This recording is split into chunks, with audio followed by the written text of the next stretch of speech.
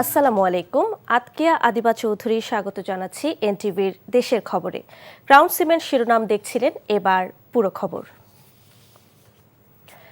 BNP chairman Tarique Rahman বলেছেন, রাজনৈতিক দলগুলোর মধ্যে মত পার্থক্য থাকা সত্ত্বেও যে কোনো মূল্যে গণতান্ত্রিক ধারা অব্যাহত রাখতে হবে। দেশ আর ৫ আগস্ট পূর্ববর্তী পরিস্থিতিতে ফিরবে না বলে দৃঢ়তার সাথে বলেন তিনি। গণমাধ্যমের শীর্ষ ব্যক্তিদের সাথে মতবিনিময়ে তারেক রহমান বলেন, সামনে অনেক চ্যালেঞ্জ, ক্ষমতায় গেলে গণমাধ্যমের কাছে এমন সমালোচনা আশা করে বিএনপি যাতে সমস্যাগুলোর সমাধান হয়। ইমরুল আহসানের রিপোর্ট। দলের চেয়ারম্যানের দায়িত্ব নেওয়ার পরদিনই সাংবাদিকদের সাথে মতবিনিময়ের এই আয়োজন রাজধানীর একটি হোটেলে, যেখানে অংশ নেন দেশের প্রায় সব জাতীয় দৈনিক ও টেলিভিশনের প্রধান নির্বাহী। অনুষ্ঠানস্থলে সবার সাথে শুভেচ্ছা বিনিময় করেন তারেক রহমান। গণমাধ্যম ব্যক্তিদের কথায় উঠে আসে বিগত দিনের সাংবাদিকতা ও সামনের দিনের প্রত্যাশার কথা। গোটা সংবাদ মাধ্যমের ক্ষমতাকে গণতান্ত্রিক জবাবদিহিতার মধ্যে আনবার যে দায়িত্ব, সেই দায়িত্ব পালনে আপনারা যদি ক্ষমতায় যান কিংবা ক্ষমতায় না গেলেও সমাজে আপনারা প্রভাবশালী সংগঠন হিসেবেও যদি থাকেন, সেইটা যাতে আপনারা অনুমোদন করতে পারেন, সেই সহনশীলতা আপনাদের হোক।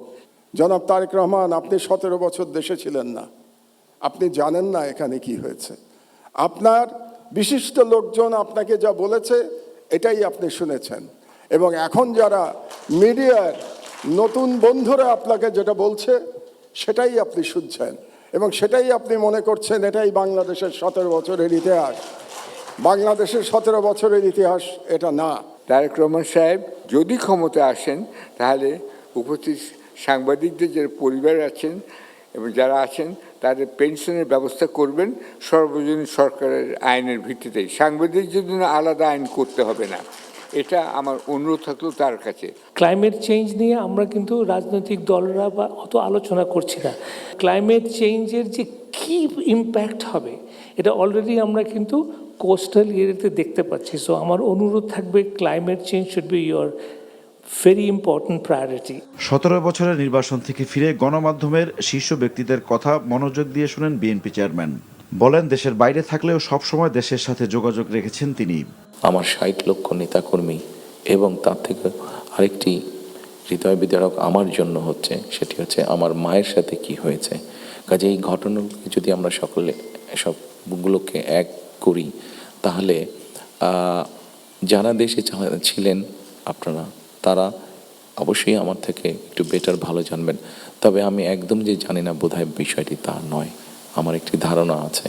তিনি বলেন, জনগণের সমর্থন নিয়ে সরকারে গেলে গণমাধ্যমের যে কোনো সমালোচনা আমলে নেবে তার দল। আপনাদের কাছ থেকে এমন ধরনের আলোচনা সমালোচনা আমরা পাই যেটা আমাদেরকে সাহায্য করবে দেশকে সামনে এগিয়ে নিয়ে যেতে। শুধু সমালোচনা করার জন্য নয়, আপনাদের কাছ থেকে এমন সমালোচনা আমরা পাই যাতে আমরা দেশের মানুষের যে সমস্যাগুলো আছে সেই সমস্যাগুলো যাতে আমরা সমাধান করতে সক্ষম হই। 5ই আগস্টের আগের পরিস্থিতিতে ফেরার কোনো সুযোগ নেই বলে মন্তব্য করেন তারেক রহমান। সামনে আমাদের অনেক কঠিন চ্যালেঞ্জ আছে, আমাদের মধ্যে বিভিন্ন রকম মত পার্থক্য আছে। আমাদের বিভিন্ন মত পার্থক্যগুলো নিয়ে যাতে আমরা আলোচনা করতে পারি, আলাপ করতে পারি। আমাদেরকে যে কোনো মূল্যে ডেমোক্রেটিক প্রসেসটা চালু রাখতে হবে। আমাদের সমস্যা ছিল, আমাদের সমস্যা আছে। অবশ্যই আমরা 5ই আগস্টের আগে ফিরে যেতে চাই না। আমি আমার অবস্থান থেকে যদি চিন্তা করি, আমার এক পাশে 1981 সালের একটি জানাজা, একই সাথে আমার এক পাশে 2025 সালের 31 ডিসেম্বরের একটি জানাজা, আর আমার আরেক পাশে 2024 সালের 5ই আগস্টের একটি ঘটনা।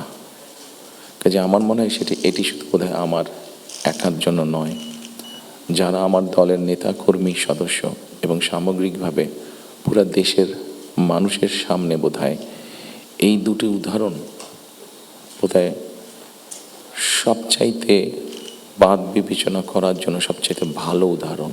5ই আগস্টে ফিরে যাওয়ার কোনোই কারণ নেই আমাদের। দেশের মানুষের ভাগ্য উন্নয়নে তার দলের নানা পরিকল্পনাও তুলে ধরেন বিএনপির চেয়ারম্যান।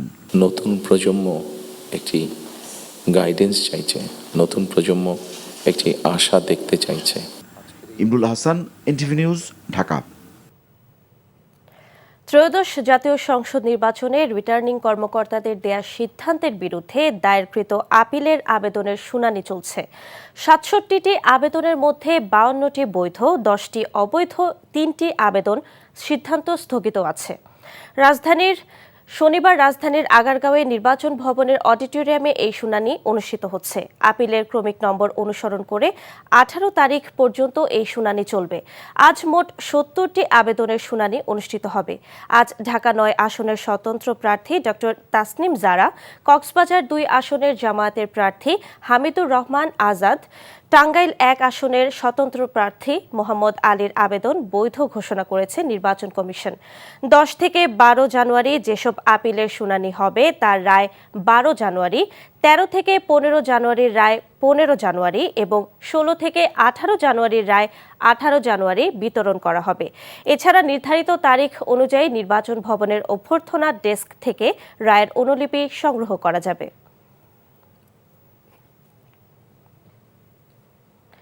২-১ দিনের মধ্যে জামায়াতে ইসলামী সহ সমমনা রাজনৈতিক দলগুলোর সঙ্গে আসন সমঝোতা চূড়ান্ত হবে বলে জানিয়েছেন জাতীয় নাগরিক পার্টি এনসিপির আহ্বায়ক নাহিদ ইসলাম। নিরাপত্তাহীনতার কারণে এই সমঝোতা করতে হয়েছে বলে ইউরোপীয় নির্বাচন পর্যবেক্ষক টিমকে জানিয়েছে এনসিপি। নূর হোসেনের রিপোর্ট। অবাধ, সুষ্ঠু ও নিরপেক্ষ নির্বাচন আয়োজনে নির্বাচন কমিশনকে সহায়তায় ঢাকায় অবস্থান করছে ইউরোপীয় ইউনিয়নের নির্বাচন পর্যবেক্ষক দল। রাজনৈতিক দলগুলোর সঙ্গে ধারাবাহিক বৈঠকের অংশ হিসেবে এনসিপির সঙ্গে বৈঠক করেছে তারা। শনিবার রাজধানীর একটি হোটেলে বৈঠক শেষে গণমাধ্যম কর্মীদের এনসিপির আহ্বায়ক জানান, সরকার লেভেল প্লেয়িং ফিল্ড নিশ্চিত করতে ব্যর্থ হচ্ছে। বিশেষ রাজনৈতিক দলকে সরকারিভাবে বিশেষ সুযোগ সুবিধা, বিশেষ প্রোটোকল দেওয়ার মাধ্যমে এক ধরনের সিগন্যালিং করা হচ্ছে এবং যেটা লেভেল প্লেয়িং ফিল্ডে বাধা তৈরি করতে পারে, এটার অসম অবস্থা তৈরি করতে পারে। কারণ প্রশাসনের বিভিন্ন স্তরে কিন্তু এইটা এক ধরনের মেসেজ যায় যে সরকার কার পক্ষে আছে, বা মিডিয়াতেও আমরা মনে করতেছি মিডিয়ার একদিকে ঝুঁকে যাওয়ার প্রবণতা আমরা দেখতে পাচ্ছি। ইউরোপীয় প্রতিনিধি দলকে জামায়াত ইসলামের সঙ্গে জোটবদ্ধ হওয়ার কারণ জানানো হয়েছে বলে জানান এনসিপির নেতারা। জামাত এবং এনসিপি জোট কিন্তু অনেকখানি এগিয়ে, যে আমরা অলরেডি গণভোটের প্রচারণা শুরু করে দিয়েছি। আমরা মাঠে ঘাটে মসজিদে সব জায়গায় গণভোটের পক্ষে কথা বলতেছি। আসন সমঝোতার জিনিসটা কিন্তু আলোচনা চলমান, বাইরে হয়তো ঘোষণার আশাটা বাকি, কিন্তু আমরা কিন্তু আমাদের অভ্যন্তরীণ যে কাজ সেটা আমরা করতেছি। নির্বাচনের জন্য সব ধরনের প্রস্তুতি আমরা রাখতেছি। নির্বাচনের প্রস্তুতিতে বিএনপি জোটের থেকে জামায়াত ইসলামী, এনসিপি ও সমমনা দলগুলো এগিয়ে রয়েছে বলেও দাবি করেন নাহিদ। নূর হোসেন, এনটিভি নিউজ, ঢাকা। পৌষের শেষ দিকে দেশের ১৯ জেলায় বয়ে যাচ্ছে শৈত্যপ্রবাহ। আজ পঞ্চগড়ের তেঁতুলিয়া ও চুয়াডাঙ্গার দেশের সর্বনিম্ন তাপমাত্রা ৮.৩ ডিগ্রি সেলসিয়াস রেকর্ড করা হয়েছে। আবহাওয়া অধিদপ্তর বলছে আগামী ২ দিন তাপমাত্রা আরও কিছুটা বাড়তে পারে, তবে তাতে যে শৈত্যপ্রবাহ একেবারে কমে যাবে তা নয়। আগামী সোমবার থেকে তাপমাত্রা আবার কমতে শুরু করবে। আজ রাজশাহী ও রংপুর এই দুই বিভাগে শৈত্যপ্রবাহ বয়ে যাচ্ছে। এর পাশাপাশি যশোর, চুয়াডাঙ্গা ও কুষ্টিয়া এই ৩ জেলায়ও বইছে মৃদু শৈত্যপ্রবাহ। বিএনপি চেয়ারপারসন বেগম খালেদা জিয়ার রুহের মাগফিরাত কামনায় সারা দেশে দোয়া ও দুস্থদের মাঝে শীত বস্ত্র বিতরণ করা হয়েছে। বেগম খালেদা জিয়ার রুহের মাগফিরাত কামনায় বিএনপির উদ্যোগে নাটোরের সিংড়ায় দোয়া মাহফিল অনুষ্ঠিত হয়েছে। দোয়া মাহফিল শেষে এতিম, মাদ্রাসা শিক্ষার্থী ও এলাকার দুস্থ মানুষের মাঝে কম্বল বিতরণ করা হয়। নোয়াখালীতে বেগম খালেদা জিয়ার স্মরণে বিশেষজ্ঞ ডাক্তারদের নিয়ে দিনব্যাপী ফ্রি মেডিকেল ক্যাম্প ও দোয়া মাহফিল অনুষ্ঠিত হয়েছে। বিএনপি চেয়ারপারসনের উপদেষ্টা ব্যারিস্টার মাহবুব উদ্দিন খোকন এর উদ্বোধন করেন। খালেদা জিয়ার রুহের মাগফিরাত কামনায় ঝালকাঠির নলছিটিতে দোয়া মাহফিল অনুষ্ঠিত হয়েছে। এছাড়া ব্রাহ্মণবাড়িয়া ড্যাবের উদ্যোগে বিনামূল্যে চিকিৎসা সেবা এবং মাদারীপুরে বিভিন্ন সংগঠনের উদ্যোগে শীত বস্ত্র বিতরণ করা হয়। এই ছিল দেশের খবরে। এই খবরের ভিডিও সহ আপডেট জানতে ভিজিট করুন এনটিভি অনলাইন www.ntvbd.com। এছাড়াও এনটিভির জনপ্রিয় সব অনুষ্ঠান ও খবরের আপডেট জানতে ভিজিট করুন আমাদের ইউটিউব ও ভেরিফাইড ফেসবুক পেজ। ৬টায় ইভিনিং নিউজ দেখার আমন্ত্রণ রইল। ধন্যবাদ সবাইকে।